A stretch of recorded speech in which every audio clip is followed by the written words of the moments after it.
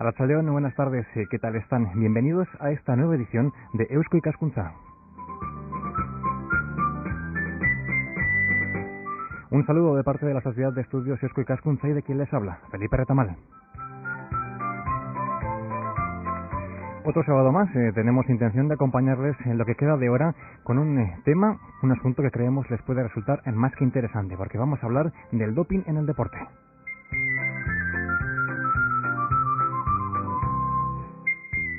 Una práctica que ha levantado sospechas y descalificaciones sobre muchos deportes y básicamente sobre el ciclismo. Tenemos todos en memoria, pues la reciente Operación Puerto, una operación que, como un compañero de esta emisora decía, todavía no ha llegado a ningún puerto, pero que sigue sobre las mesas de los juzgados. No solo el ciclismo, porque hay otros deportes como el baloncesto o, por supuesto, el fútbol, sobre los que también han recaído, pues todo tipo de sombras relacionadas con el doping, y de ello tenemos intención de hablar con tres expertos en la materia: Manu González Aramendi, Juancho Landaverea y José Ramón Garay, a quienes enseguida presentamos.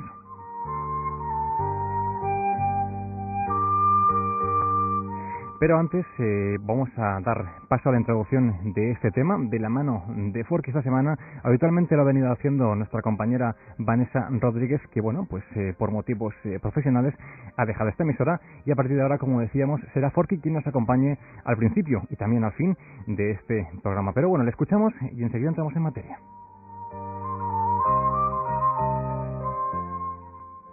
La exigencia de mejores resultados en la práctica deportiva ha desembocado en el uso de todo tipo de estimulantes para favorecer la obtención de marcas y récords. Están recientes en la memoria algunas descalificaciones y sospechas extendidas sobre profesionales de gran prestigio. El doping consiste en la utilización de determinadas sustancias extrañas al organismo o sustancias fisiológicas, bien en dosis no habituales o administradas a través de vías anómalas, con el fin único en ambos casos de aumentar el rendimiento físico de una persona. Esta es la definición reglada por el Comité Olímpico Internacional. También se considera doping cuando el deportista se encuentra con la necesidad de utilizar algún tipo de sustancia para resolver o paliar alguna deficiencia de salud, pero que trae consigo el aumento en su rendimiento de competición. El doping es una actuación contraria a los valores éticos que deben regir el deporte en la alta competición, suponiendo un gran riesgo para el atleta, ya que además de las repercusiones a corto o largo plazo, en muchas ocasiones se anula la sensación de fatiga que obliga al organismo a detener el esfuerzo antes de caer desfallecido.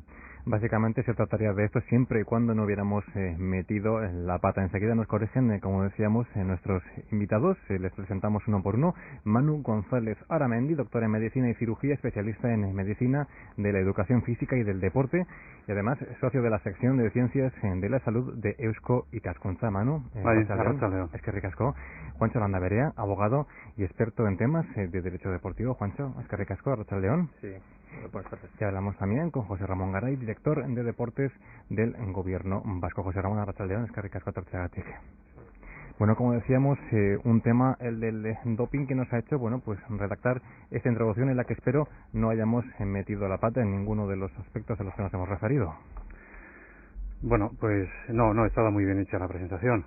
Lo único, por hacerla esquemática, más esquemática para los radioyentes, para los que nos escuchan.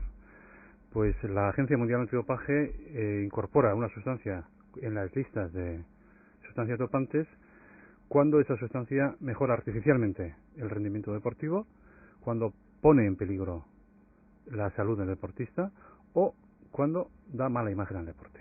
Hay situaciones en las que estamos rozando el dopaje y no se utilizan siempre sustancias que están en listas. Pero, fíjate, la utilización de jeringas o de sueros con los deportistas, incluso con sustancias permitidas, quizá se aleja mucho de la imagen del deporte, ¿no? La imagen romántica que aún queremos que permanezca en el deporte. Esas tres ideas, yo creo que la mala imagen del deporte, el riesgo para la salud y el rendimiento aumentado artificialmente, esas son las tres claves para que una sustancia sea considerada dopante.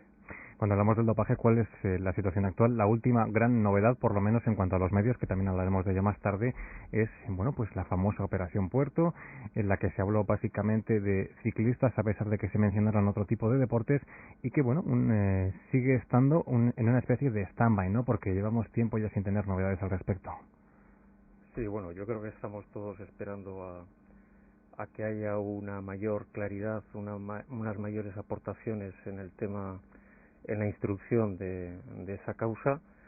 Algunos están interpretando que, bueno, que con las diligencias practicadas no hay ningún tipo de culpabilidad por parte de las personas que han aparecido en los medios de comunicación.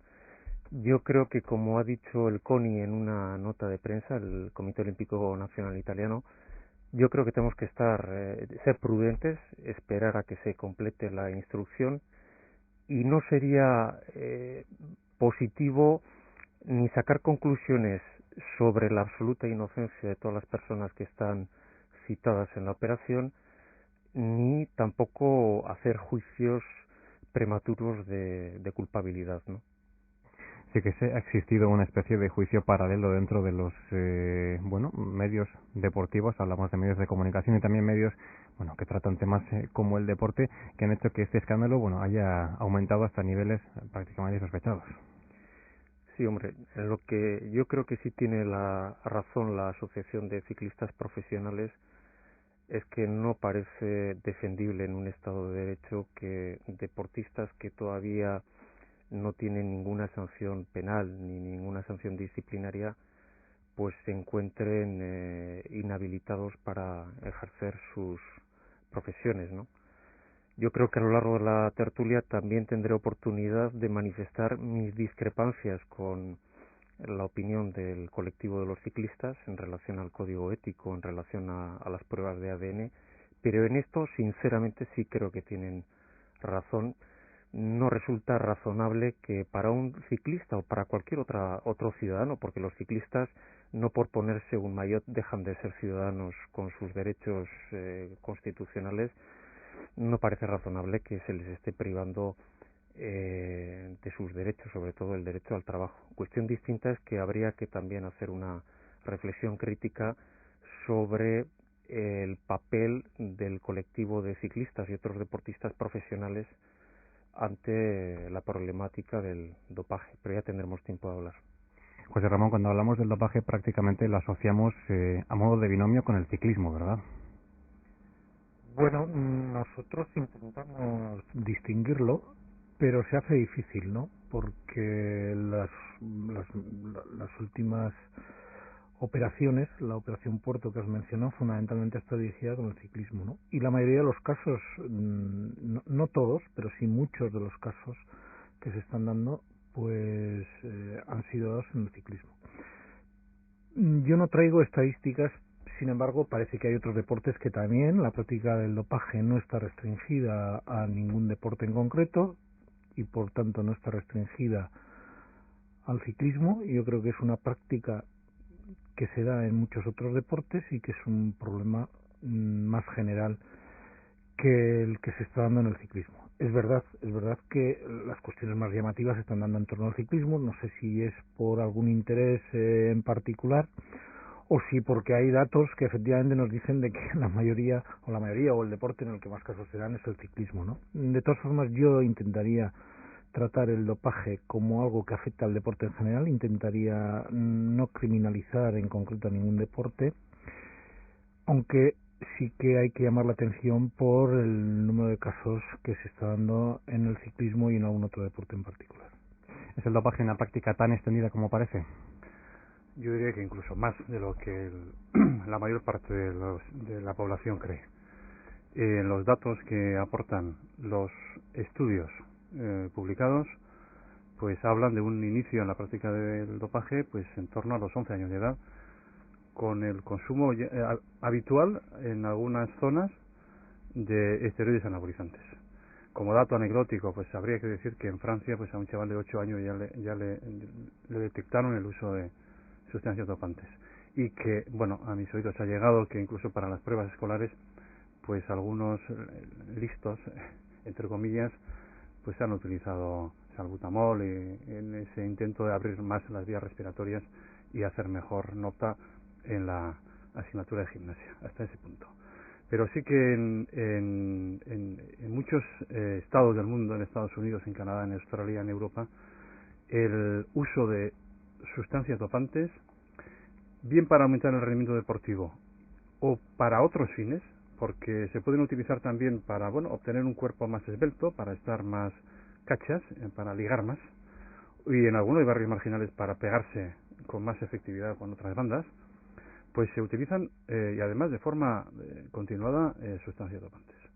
Entonces es una práctica que habría que pensar que empieza en la adolescencia o incluso antes y que se puede alargar a más allá del deporte profesional. Muchos cicloturistas y otros deportistas veteranos, no voy a ceñirme al ciclismo, pueden estar utilizando, y de hecho sabemos que están utilizando sustancias artificiales para mejorar su rendimiento deportivo en esas pruebas populares o, bueno, de un nivel deportivo menor. Entonces es una práctica ya casi establecida, e incluso hay gente que habla de cultura del dopaje, como que, bueno, en algunos ámbitos está aceptado que, bueno, pues que hay que tomar algunas sustancias si uno quiere mantenerse, bueno, pues en el nivel que pretende. ¿Y desde cuándo? Si que te pregunta, ¿verdad? Pues hombre, ha habido una época en la que el dopaje ha sido una cosa muy artesanal y seguramente habría que retrotraerse pues a mucho antes que los griegos, que los antiguos griegos, a los sumerios, etcétera, para encontrar citas de utilización de, bueno, pues de elementos que podrían ayudar a rendir mejor. Y bueno, se sabe que también que no solamente para el deporte, también para la guerra se han utilizado sustancias estimulantes, recuperantes, etcétera. Para las labores de trabajo se pueden utilizar sustancias dopantes, incluso uno para venir a hablar a la radio puede tomar algo para que esté un poco más lúcido. Bueno, pues esto es un poco pues el inicio del dopaje sería entonces artesanal o bueno, en pequeña escala. Con la industrialización y con la puesta al servicio de la sociedad de nuevas sustancias, incluso algunas desarrolladas recientemente por ingeniería genética de forma que sean muy asequibles, muy baratas, pues el comercio, el mercado de las sustancias dopantes se ha abaratado y se ha hecho mucho más accesible a cualquiera. Basta teclear, yo ayer hice una pequeña prueba en internet, en un buscador, y tecleé Ergogenic, la palabra Ergogenic, que aparecían en 0,10 segundos 279.000 resultados. Si pones esteroides se van a los 19 millones de resultados.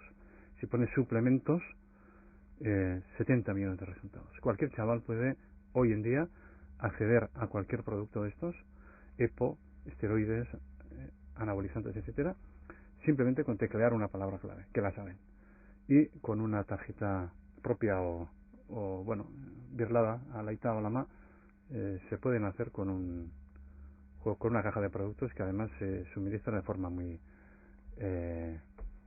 secreta, vamos, quiero decir. ¿No hay problemas en la venta a través de internet? ¿Problemas pues jurídicos no está regulado, a la hora de pasar fronteras?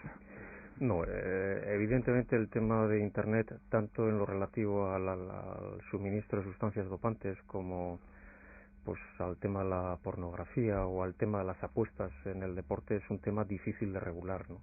Porque las leyes generalmente tienen una vocación de territorialidad, se aprueban por los gobiernos, se aplican en los estados correspondientes, y con internet se plantean numerosos problemas jurídicos, no solamente en el ámbito del dopaje, sino en otros ámbitos, ¿no? A mí sí me gustaría añadir, en relación a lo que ha comentado antes Manu, que estoy totalmente de acuerdo con él respecto a la práctica o a la extensión del dopaje en nuestra sociedad, que yo creo que tenemos que desterrar la idea de que el dopaje solamente es del deporte de alto rendimiento, de alta competición, ¿no?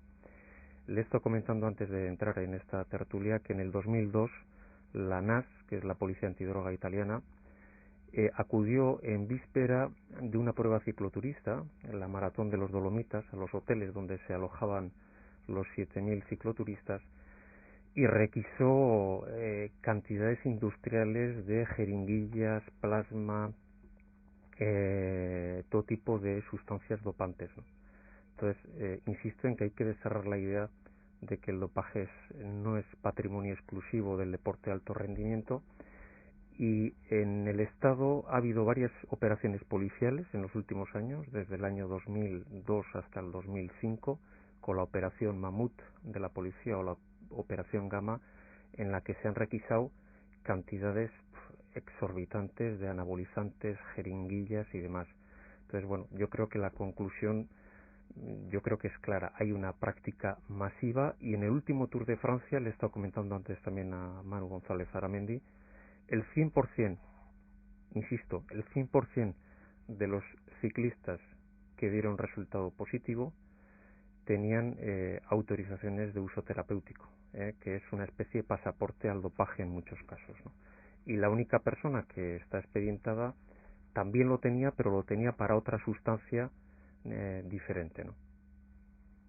El doctor Eufemiano Fuentes, todos le conocerán, uno de los principales cabezas o cabecillas dentro de la famosa Operación Puerto, habló de dopaje terapéutico. Él, bueno, pues se refería a que su trabajo no era el de lograr mejores récords, sino de salvar vidas.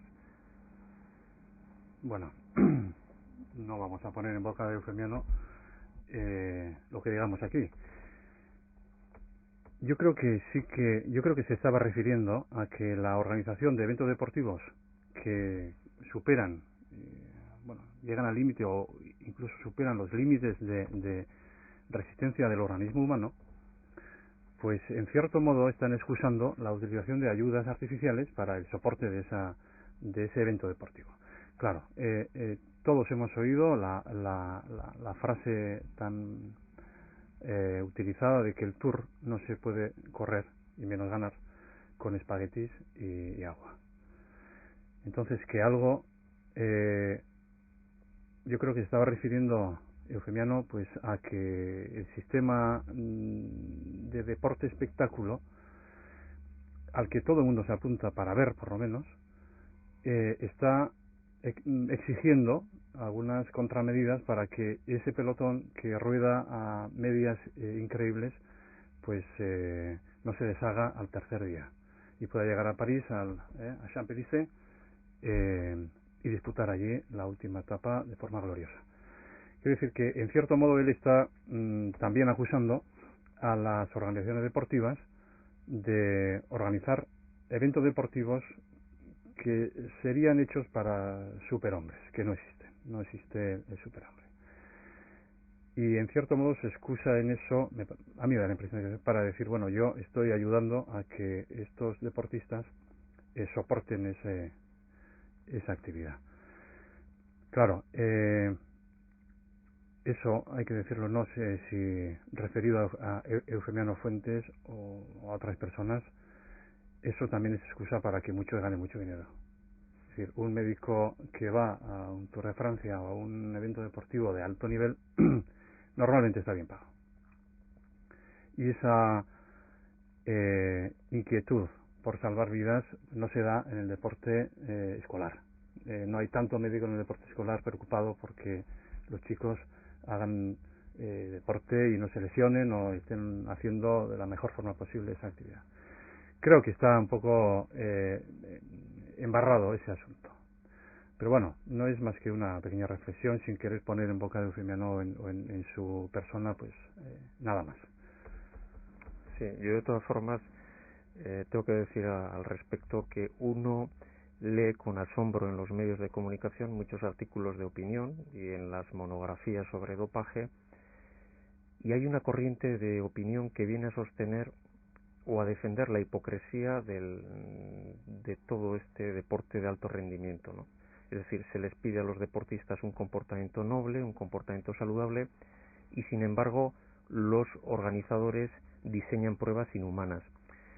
Y se justifica en cierto modo el dopaje en que nosotros mismos estamos creando unas pruebas inhumanas. Yo creo que eso no se sostiene desde ningún punto de vista, porque en el atletismo, por ejemplo, por poner un ejemplo, yo creo que lo puedan entender los oyentes, En el atletismo, en los 100 metros es donde más dopaje está habiendo, y no es que de los 100 metros hayamos pasado a los 42.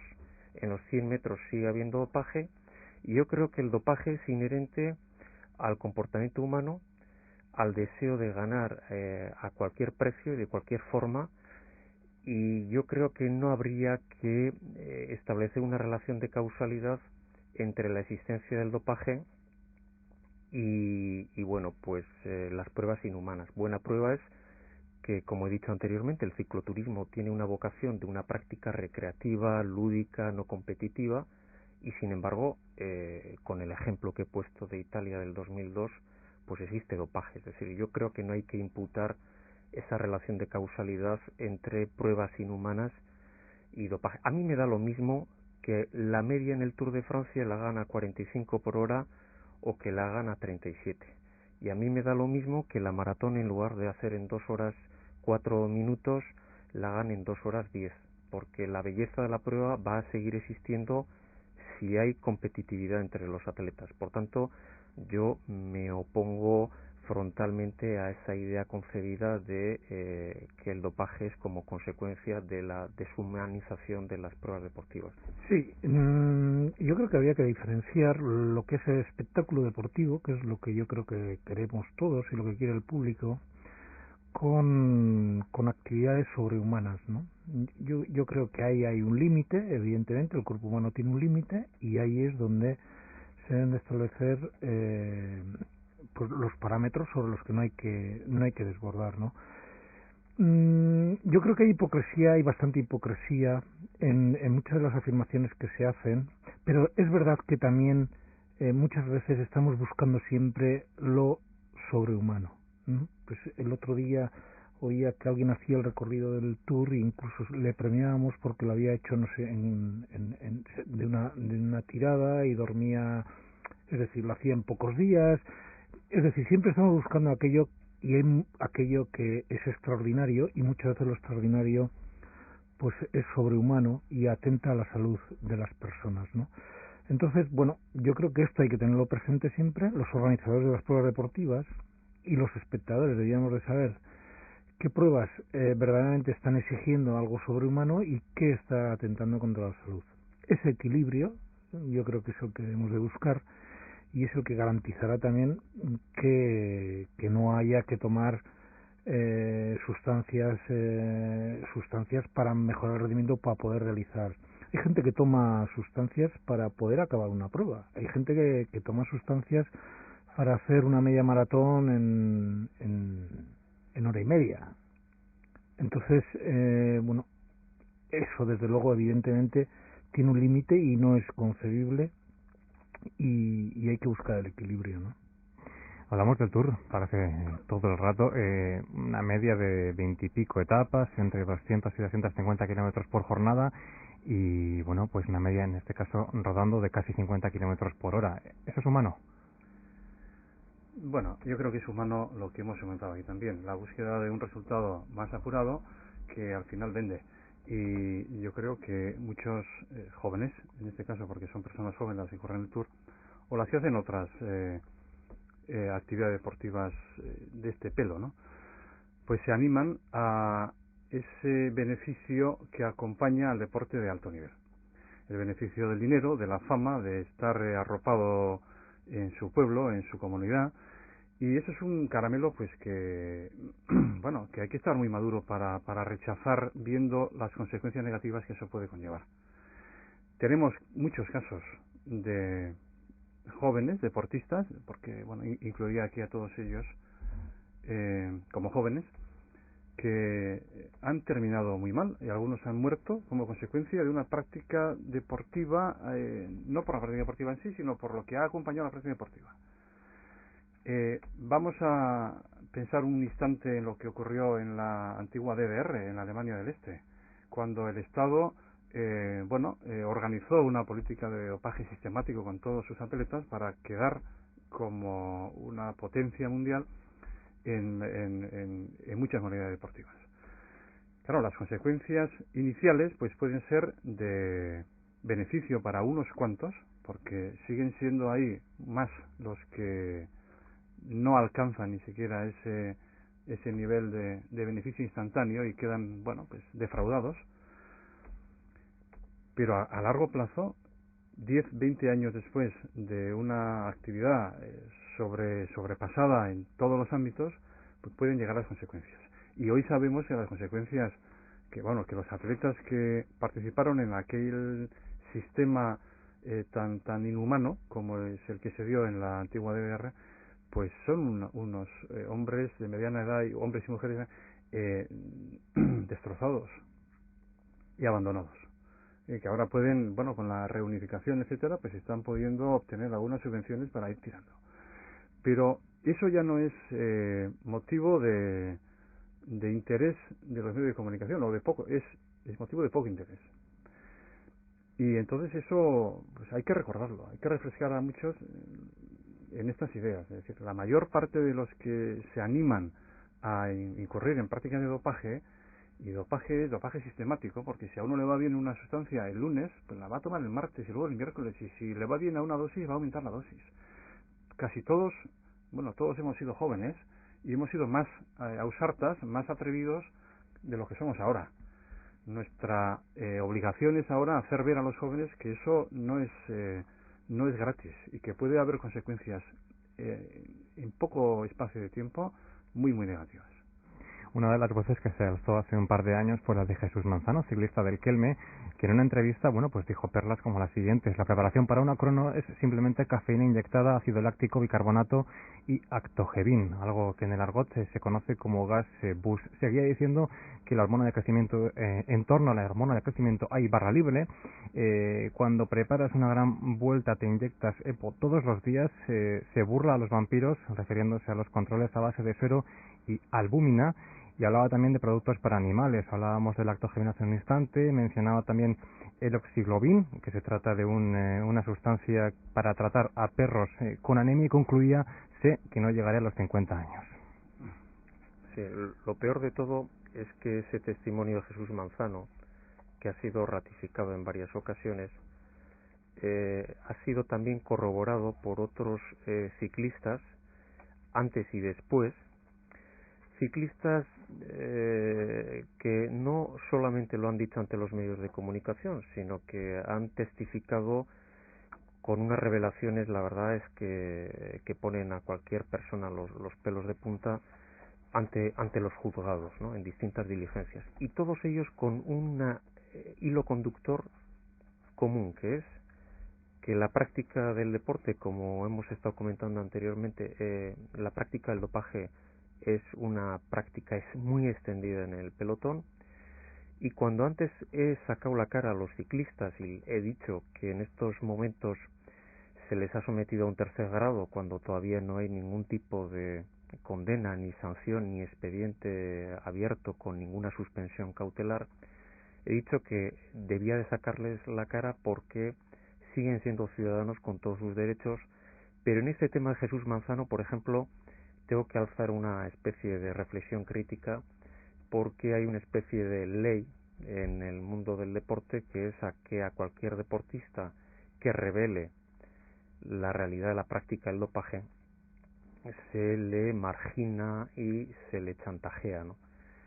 Y esto ha sucedido con Jesús Manzano y esto ha sucedido en el pelotón con otros muchos ciclistas.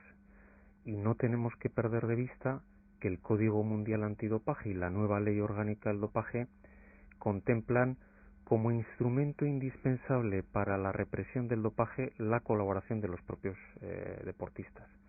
Yo no sé cuáles son las razones por las que Jesús Manzano ha hecho revelaciones tan graves y con tanta crudeza.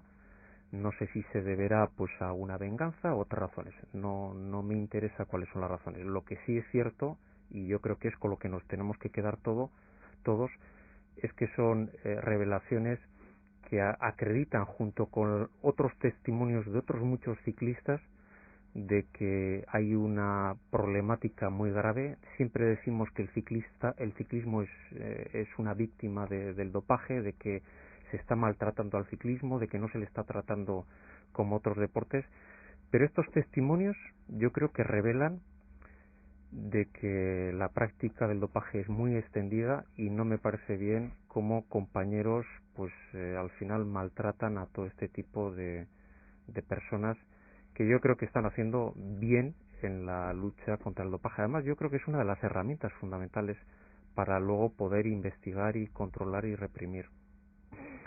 Sí, yo creo que a estas alturas no habría que personalizar excesivamente las cuestiones del dopaje. Yo creo que hay un hecho evidente: la práctica del dopaje está muy extendida.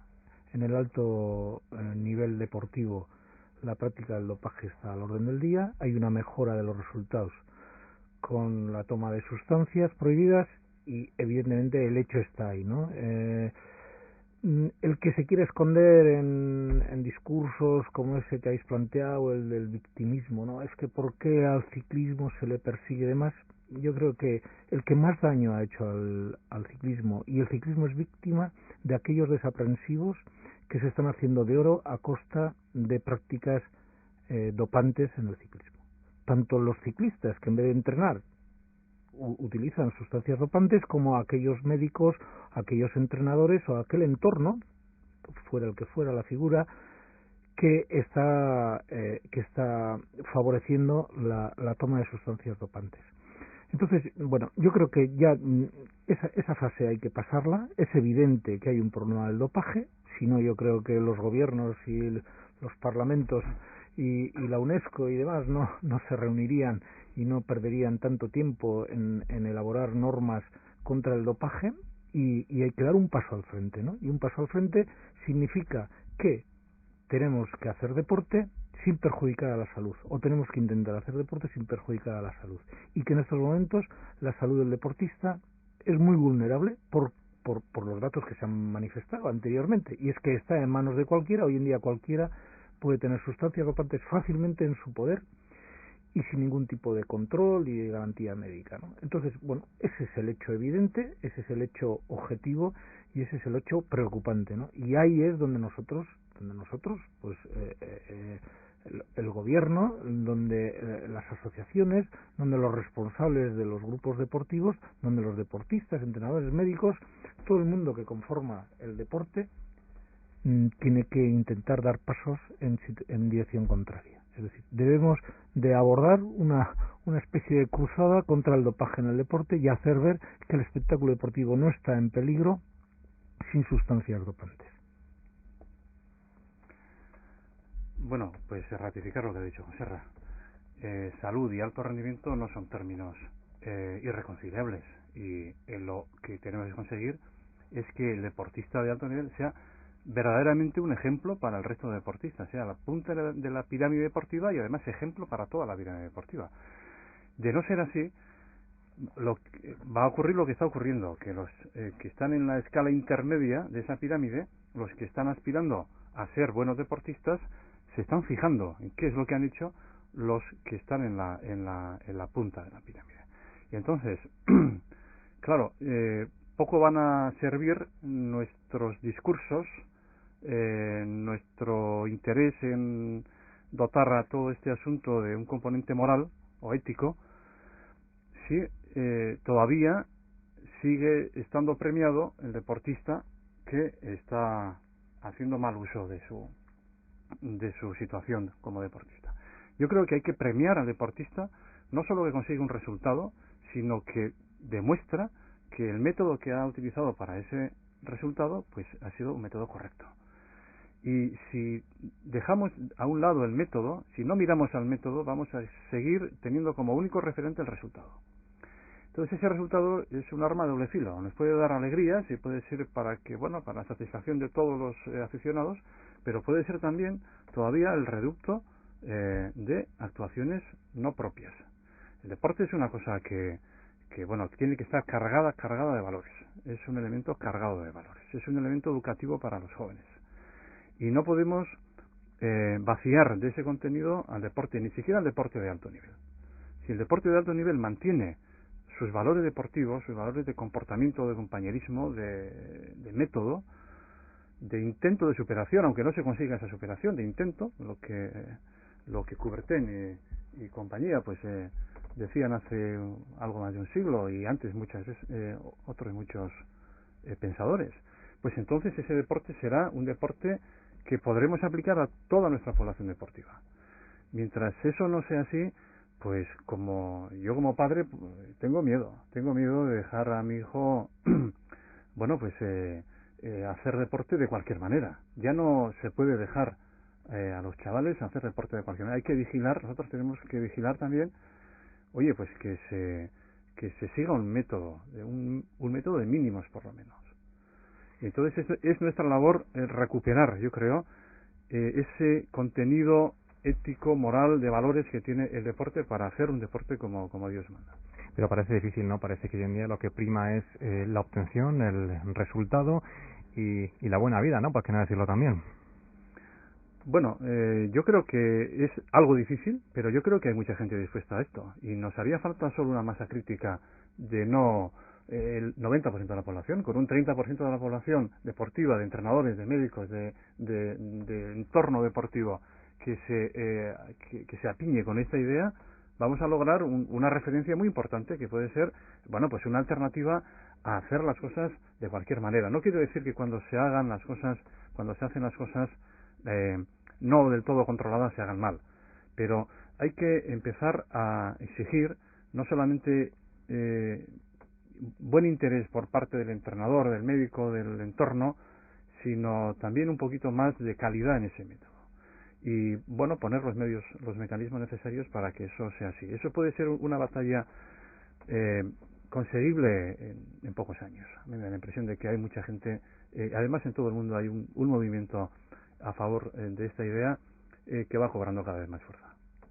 José Ramón, mencionabas hace un instante las leyes, la existencia de cada vez más pues códigos para intentar tratar este asunto. Ahí se marcaría, por ejemplo, la nueva ley orgánica de protección de la salud y de lucha contra el dopaje en el deporte, que incluye una serie de aspectos novedosos, algunos en torno a las sanciones, otros también en torno a otro tipo de cuestiones. ¿Cuál es vuestra valoración? Bueno, la valoración pues tiene sus aspectos positivos y sus aspectos negativos. Yo creo que se ha dado un paso adelante.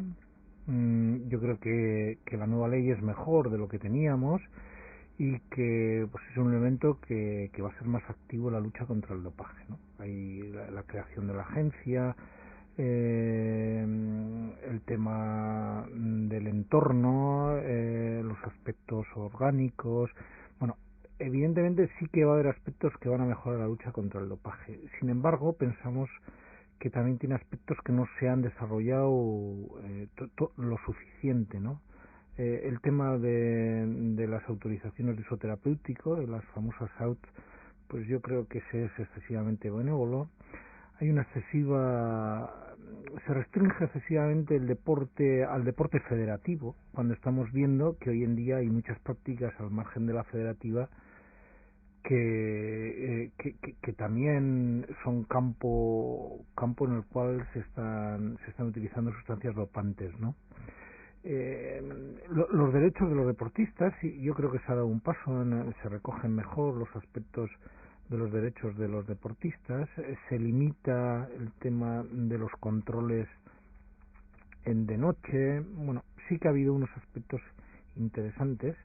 Esperemos, como ley, ¿no?, que en principio es un texto y hay que llevarlo a la práctica, ¿no? Esperemos que verdaderamente ese letargo que desde las autoridades deportivas ha habido en este país y también en el Estado, pues se cambie y seamos más activos, y con este instrumento legal pues podamos ser más eficientes en esa lucha. A esta ley hay que decir también que en el ámbito de la comunidad autónoma se va a proponer una ley que va a intentar profundizar en estos aspectos que yo criticaba, y que esperemos que en definitiva creemos un cuerpo legal que sea efectivo en esta lucha, aunque evidentemente en los textos legales y la lucha legal pues no es suficiente si no hay unas labores de prevención, de concienciación, si verdaderamente los deportistas y el entorno del deportista no se da cuenta de que la práctica la utilización de sustancias dopantes perjudica la salud, ¿no? Sin embargo, Juancho seguro que puede hacer un análisis jurídico más extenso que el que yo he hecho. Bueno, yo me adhiero a lo que dice el director de deportes, José Ramón Garay. Si tuviera que hacer una valoración global de la ley, la valoración global sería positiva, y yo creo que buena prueba de la valoración positiva es que los grupos parlamentarios que están todo el día a tortas en el Congreso de los Diputados, pues todos han aprobado por unanimidad la ley, ¿no? Yo creo que ese es un dato muy a considerar, ¿no? Esta ley, creo que como todas las leyes, tiene luces y sombras, tiene aspectos positivos y negativos, de forma rápida, sin monopolizar aquí el tiempo. Bueno, yo creo que es una ley que no rehúye ninguno de los grandes problemas del dopaje, me parece un aspecto muy positivo. Es una ley que endurece severamente el régimen de represión del dopaje, y me parece muy positivo. Sobre todo penaliza a través del Código Penal a todo el entorno del deportista, que hasta ahora le estaba saliendo casi todo gratis. Aspectos negativos, pues yo creo que no es respetuoso con las competencias de las comunidades autónomas. Euskadi tiene ya una ley desde el año 98 aprobada, que es la ley del deporte. Es una ley que contempla el fenómeno del dopaje. Hay otras comunidades también, y esta ley yo creo que ha cometido alguna extralimitación. Suelo decir que no le doy tanta importancia a este tema competencial si al final sea la administración del Estado, la autonómica, la local o la europea, resuelve el problema, ¿eh? No quiero poner mucho el acento en el tema competencial, pero bueno, dejo constancia de ello. ¿Qué temas quizá no me gustan? Pues pivota en un discurso de tolerancia cero con el dopaje, y en cambio es muy benévolo en el tema del control. Pivota todo el control en las tomas de muestras, como si no existiera fraude a través de las AUT, que son verdaderamente la auténtica puerta abierta al dopaje, ¿no? Los controles de salud no estaban regulados hasta ahora, pues ahora están en la ley. Pero es curioso, se obliga a aplicar la ley de prevención de riesgos laborales a los deportistas. ¿Qué significa? Que para hacerles controles de dopaje a jugadores o a deportistas que cobran 1.000 millones al año, es necesario su consentimiento. Los resultados de los controles que puedan hacer los clubs no pueden ser utilizados en contra de esos deportistas, y yo creo que la ley es bastante desafortunada. Y para finalizar, creo que tenemos que también desterrar un error respecto a la ley.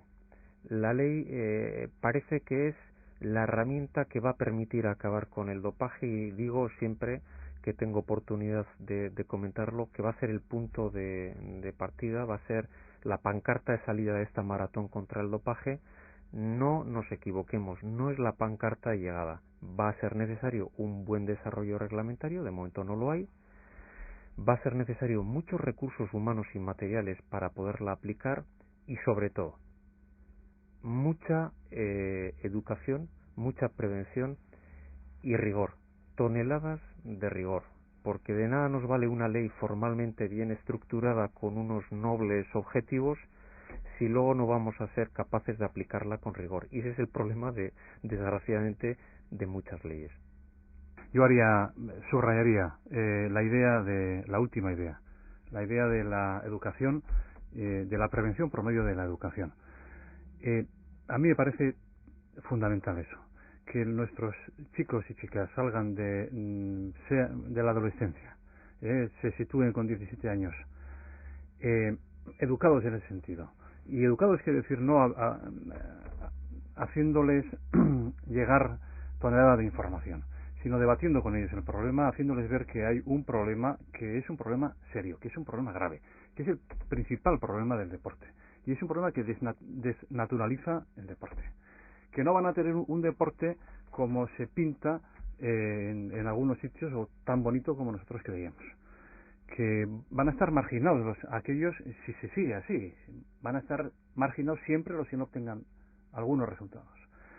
Entonces tienen que ser chicos y chicas capaces de saber, o sea, conocedores de la situación y capaces de responder por sí mismos ante, bueno, pues un intento de manipulación por parte de cualquiera, incluidos los padres, porque a veces hay padres que también parece que están estimulando que de alguna manera su hijo haga resultado a una costa de de confiar en terceros que tampoco son muy de fiar en algunos casos.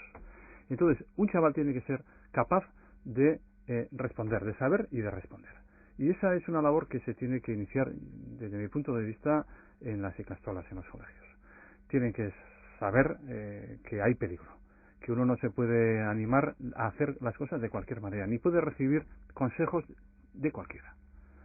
Bueno, hay gente, es un proceso largo, pero me parece que es tan importante crear las medidas de control y de sanción que, hombre, asusten y que limiten la utilización de sustancias dopantes y de métodos dopantes, como la concienciación y el convencimiento de los jóvenes para decir, yo voy a hacer deporte así y no lo voy a hacer de esta otra manera. Eso me parece muy importante. José Ramón, antes del nacimiento de esta ley aprobada, como decía Juancho, por unanimidad en el Parlamento, el gobierno vasco ya venía trabajando en medidas parecidas, y uno de los pilares, siempre parece que hablamos de lo mismo, pero es la prevención, ¿verdad? Sí, bueno, intentamos modestamente y de manera incipiente todavía trabajar en el ámbito de la prevención el año pasado. Bueno, hicimos un proyecto piloto en el ámbito del ciclismo, hicimos una serie de charlas dirigidas a ciclistas, a entrenadores, incluso a padres o personas interesadas, que por cierto en Guipúzcoa tuvo una aceptación extraordinaria. Y bueno, pues allí expusimos qué era el dopaje en el ciclismo y cuáles eran las sustancias, qué es lo que había que hacer ante el ofrecimiento de utilización de estas sustancias. Bueno, fue una experiencia interesante. También pusimos durante un periodo de tiempo un teléfono anónimo en el cual respondíamos a las preguntas que se nos hacían en este sentido. También hicimos un curso con médicos y demás, fuimos preparándoles en el tema de los controles, esto ya más dirigido al ámbito de la represión. Y luego pues también hicimos controles, activamos más controles, hicimos del orden de 100 controles por sorpresa.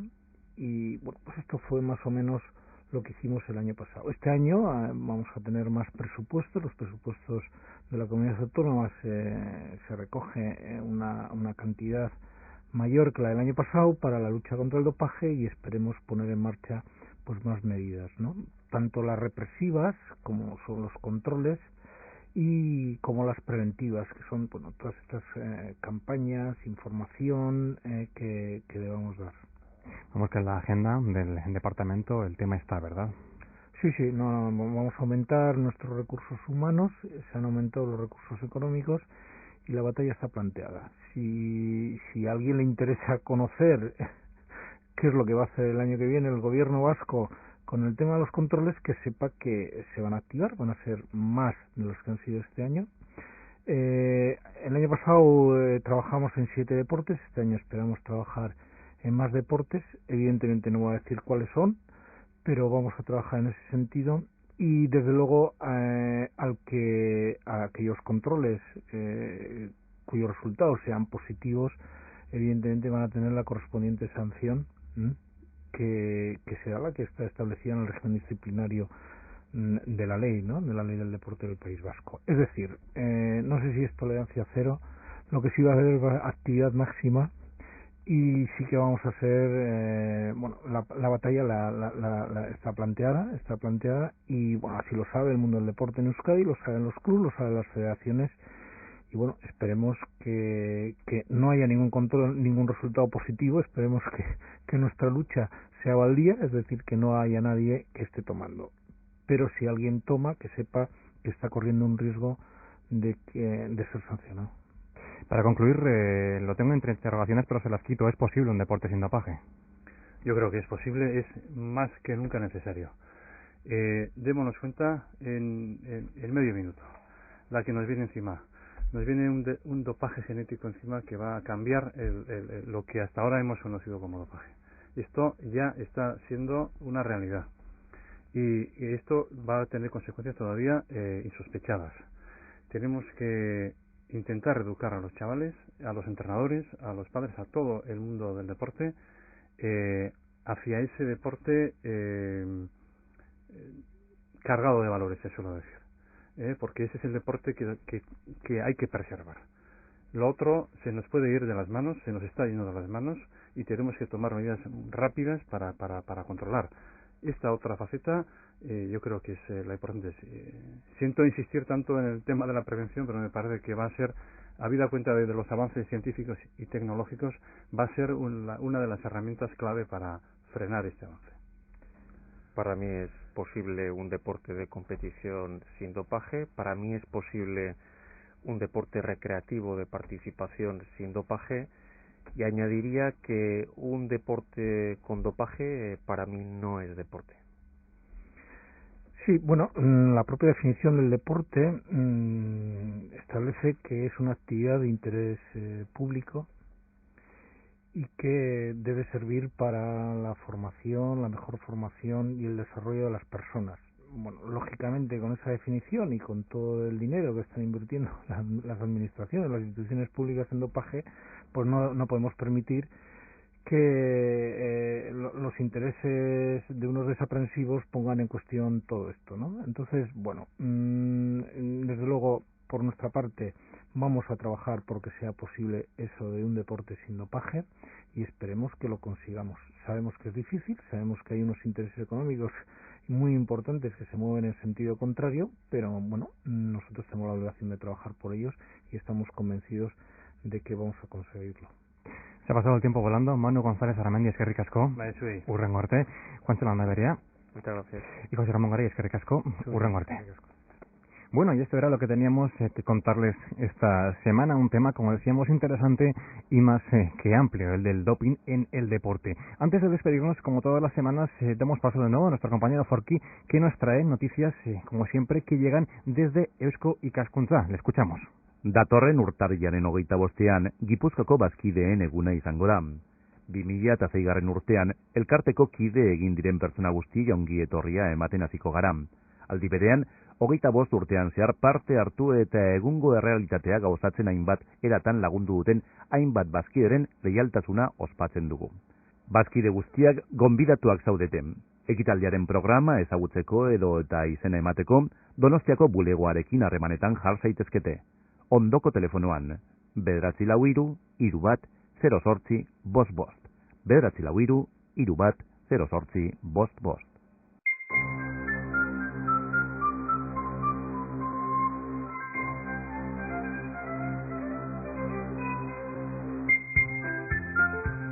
Bueno, pues ya lo saben, el próximo 25 de enero, Día de los Miembros de Guipúzcoa. Recordamos el número de teléfono para conocer el programa de este acto o para dar nombre. Simplemente tienen que llamar al 943-310855. Recordamos también la página web de Eusko Ikaskuntza, www.eusko-ikaskuntza.org.